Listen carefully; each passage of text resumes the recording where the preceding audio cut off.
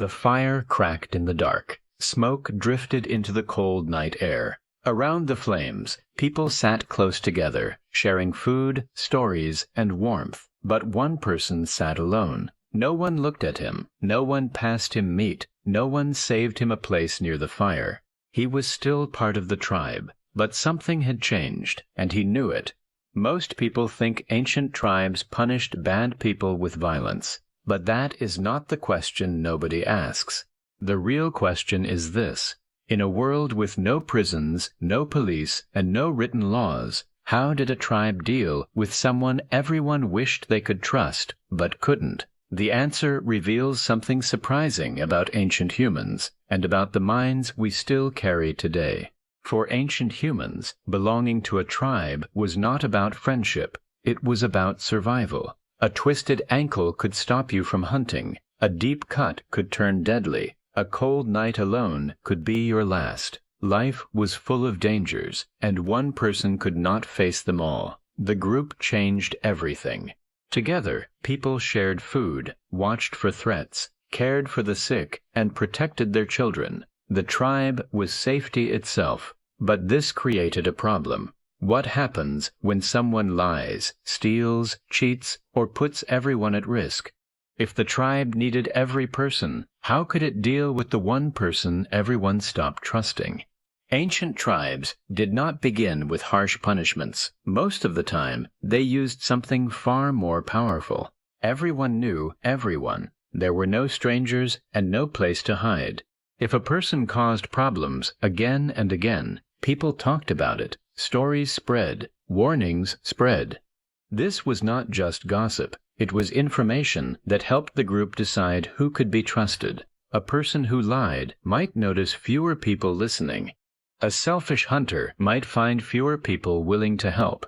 From the troublemaker's view, nothing happened all at once. The change was slow, and that made it even harder to ignore. At first, the punishment was almost invisible. Nobody announced it. Nobody called a meeting. The person was still part of the tribe, but something felt different. Conversations became shorter. Fewer people laughed at their stories. When food was shared, they were no longer the first person others thought about. Small signs began to appear everywhere. Then the distance grew. Fewer invitations, fewer friendships, less trust. The person could still see the tribe around them, yet somehow felt outside of it. They had not been removed from the group. But day by day, the group was quietly pulling away. What makes this so surprising is that the same system still affects you today. Scientists have found that social rejection can trigger some of the same brain areas linked to physical pain. That strange feeling after being ignored is not just in your head. The embarrassment that keeps you awake at night is not random. Your brain treats exclusion as a serious threat. For ancient humans, this made sense. Being pushed away from the group could put survival at risk. Thousands of years later, the world has changed. But your brain still remembers the rules of the tribe. For many people, the story could end there. A warning, a lesson, a chance to change. If a person stopped causing problems and started helping the group again, trust could slowly return, but not everyone changed. Some people kept lying. Some kept taking more than they gave. Others became violent, selfish, or dangerous. Over time, the tribe faced a difficult question. How many chances should one person receive before the safety of everyone else comes first? This is where the consequences became much more serious. In a small tribe, every member mattered. Losing one person could weaken the group, but keeping a person who created constant problems could be even worse. One bad decision during a hunt, one stolen food supply, or one act of violence could place many lives at risk. Eventually, some tribes reached a point where warnings no longer worked, social pressure no longer worked, trust was gone.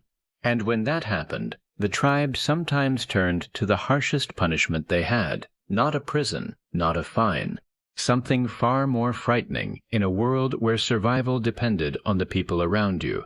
That punishment was exclusion. Today, being excluded might mean losing access to a group chat or being left out of an event. For ancient humans, it was far more severe.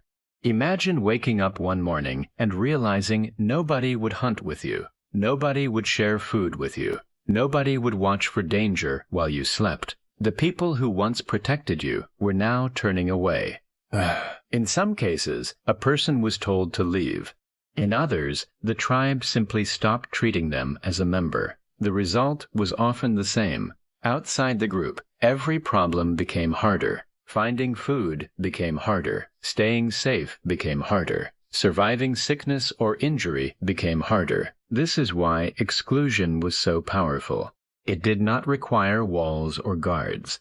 The punishment came from losing the support of the people around you. And that may explain something surprising about human nature. Even now, many people fear rejection more than failure. They fear being left out more than being wrong.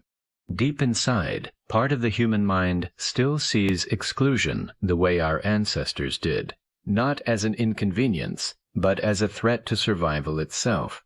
But there was another reason tribes could not ignore harmful people. Trust was one of the most valuable things a group had. Think about a hunting trip. Several people might spend hours tracking an animal. Each person had a job. One person watched for danger. Another followed tracks. Another carried tools. If even one person refused to help or acted selfishly, the whole hunt could fail. The same was true for gathering food, building shelters, and protecting children.